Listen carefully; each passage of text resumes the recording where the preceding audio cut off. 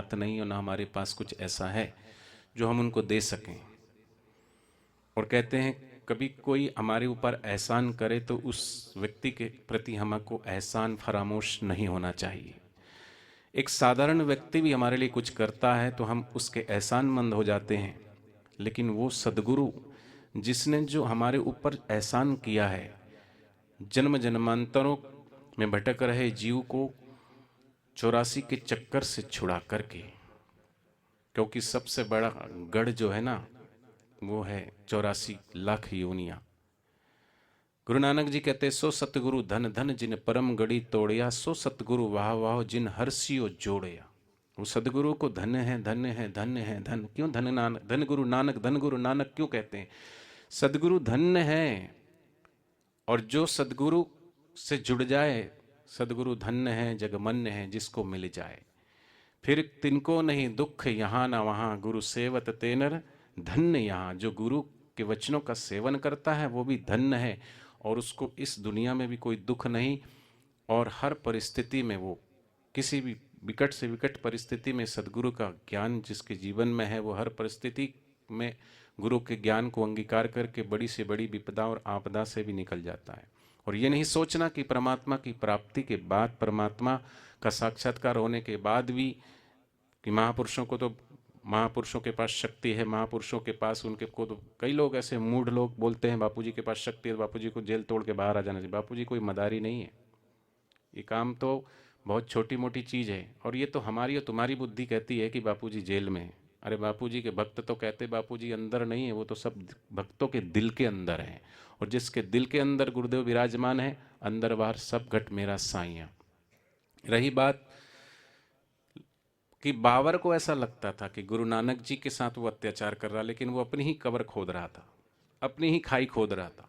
ऐसे ही जो संत सताए तीनों जाए, तेज बल और वंश एड़ा केड़ा कही गया, रावण कौरव और कंस। महापुरुषों की तो अभी भी जय जयकार हो रही है। बाबर ने नानक जी को सताया तो बाबर का हाल क्या हुआ? बाबर ही था, कौन था? बाबर ही था। हमेशा ये निजामुद्दीन फकीर हुए, तुगलक का बाद जाते हो किला है, उनका एक शिष्य था खुसरो, अमीर खुसरो का जिक्र आता है। वो हमेशा राजसत्ता धर्मसत्ता इसका हमेशा से टकराव रहा है। क्यों रहा है? कि राजसत्ता राजकारणी लोग, धर्मसत्ता अर्थात धर्म से जुड़े हुए महापुरुषों के चरणों में करोड़ों करोड़ों लोग आते हैं। तो राजनेता महापुरुषों के चरणों में आता है इसलिए नहीं, वो सिर्फ वोट पाने के लिए आता है, स्वार्थ से आता है। और जब उनका स्वार्थ सिद्ध नहीं होता तो फिर उन पर आरोप लगाते, प्रत्यारोप लगाते हैं।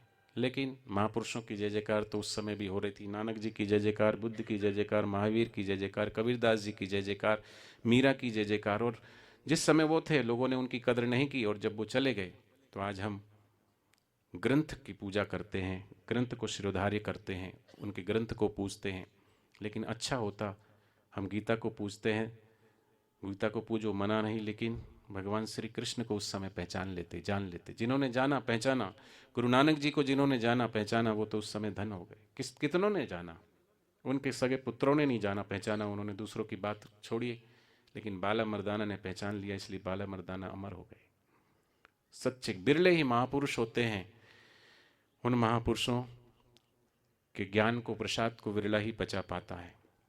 तो आइए, समय काफ़ी हो गया है। आज आश्रम में भी सत्संग है, कार्यक्रम है।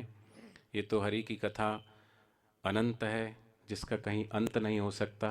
फिर भी उस प्रभु की, उस अनंत परमेश्वर की महिमा को गा सके ऐसी हमारी जीवा में हमारी औकात है। फिर भी जिसको जितना आता है उतना गाया जाता है, लेकिन जितना गाया उतना ही नहीं, वो तो असीम है, उसकी कोई सीमा नहीं। बापू जी के श्री चरणों से जुड़ करके किन किन भक्तों को क्या क्या अनुभव होता है। क्योंकि आज अगर वो माता जी गा रही थी कि इस विकट परिस्थिति में मीरा की तरह, शबरी की तरह, जैसे शबरी को भी लोग ताने मारते थे, जब मतंग मुनि ब्रह्मलीन हो गए और मतंग मुनि ने अपने शिष्य शबरी को कहा था कि सेवा सुमरन गुरु कृपा पार उतारन हार, इनसे भव को पार कर जीवन है दिन चार। सेवा और सुमरन गुरुद्वार को छोड़ना नहीं। उन तीन वचनों को शिरोधार्य करके और शबरी गुरुद्वार की सेवा करती है। तो उस समय भी, राम जी के युग में भी श्रद्धा डिगाने वाले लोग थे। कोई विरले ही है जो श्रद्धा हमारी जोड़ता कौन है और श्रद्धा हमारी बढ़ाता कौन है? श्रद्धा परमात्मा की तरफ सदगुरु ही जोड़ते हैं, या सदगुरु का कोई सत्शिष्य हो, भगवान का कोई भक्त हो, वही हमें भगवान से जोड़ता है। सदगुरु ही हमें भगवान से जोड़ते, वही श्रद्धा हमारी जोड़ते हैं, श्रद्धा बढ़ाते। बाकी दुनिया में तो सब श्रद्धा को डिगमगाने वाले लोग हैं, श्रद्धा को तोड़ने वाले लोग हैं।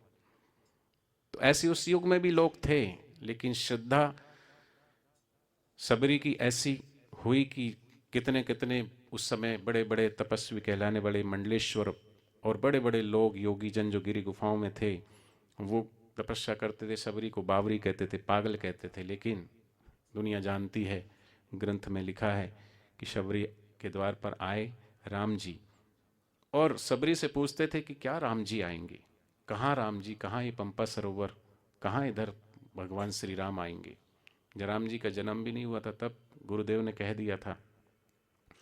लेकिन सबरी ने कहा कि दुनिया चाहे कुछ भी कहे, लोग कुछ भी कहे, उससे मुझे कोई सरोकार नहीं, मुझे अपने गुरु के वचनों पे विश्वास है, और जिसको गुरु के वचनों पे विश्वास है उसका विश्वास भगवान कभी नहीं तोड़ते।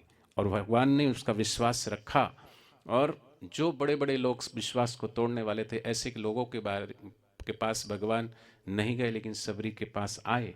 और सबरी के पास आए ही नहीं, सबरी के जूठे बेर भी खाए, और सबरी को नवधा भक्ति का ज्ञान भी देकर के और अपने धाम तक पहुंचाया।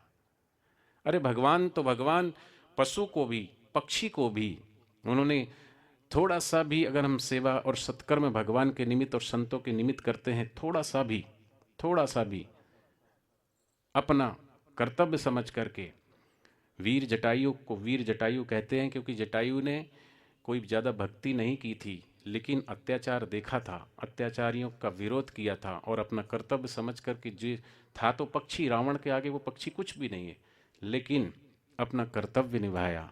और कर्तव्य निभाते निभाते शरीर, जब तक जान थी, दो पंखों से पंख कट गए तो भी लड़ता रहा, और बदले में भगवान ने जो राजा दशरथ को सदगति दी थी, वही वीर जटायु को भी भगवान श्री राम ने सदगति दी थी। अर्थात भगवान के निमित्त जो भी सेवा कार्य करते हैं उसकी कभी दुर्गति हो नहीं सकती। इसलिए नानक जी कहते हैं, भय नासन दुर्मति हरन कली में हरि को नाम, निस्दिन नानक जो जपे सफल हो वही सब काम। तो संसारिक काम नहीं, सबसे बड़ा काम है जन्म और मृत्यु से पार जाना। तो वो सदगुरु के वचनों को अंगीकार करके ही हम जाएंगे। रही बात भक्तों के अनुभव की, तो सब भक्तों को, बापूजी के भक्तों को कुछ ना कुछ एहसास जरूर होता है। क्या मिलता है? लोग बोलते हैं गुरुदेव के चरणों में जाने से तुम्हें क्या मिलता है, क्या मिलता है, ये जुबान से बताया नहीं जा सकता है, तो अनुभव की बात है। फिर भी कोई कहता है क्या मिलता है, तो बोली जिनकी आंखों से नूर मिलता है, जिनके दर्शन करके सुरूर मिलता है, आ जाता है सच्चे दिल से मेरे सदगुरु के दरबार, उससे इस दरबार से कुछ ना कुछ जरूर मिलता है, जरूर मिलता और मिला है। तभी इस विषम परिस्थितियों में भी करोड़ों करोड़ों लोग, चाहे दुनिया कुछ भी कहे, लेकिन बापूजी के चरणों में सबकी श्रद्धा टिकी हुई है, और जो टिका हुआ है वो टिकाऊ है, बिकाऊ नहीं। और जो टिकाऊ है ना, टिक गया, उसका कल्याण निश्चित है। ये भगवान का वचन है। बोलो सदगुरुदेव भगवान की।